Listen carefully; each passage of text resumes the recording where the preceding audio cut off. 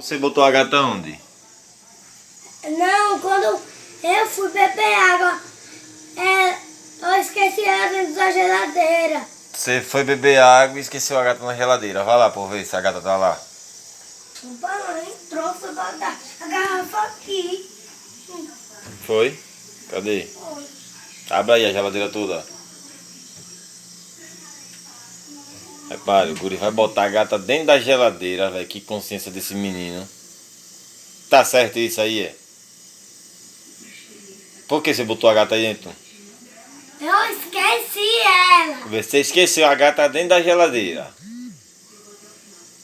Rapaz, não faça mais isso não, viu? Viu?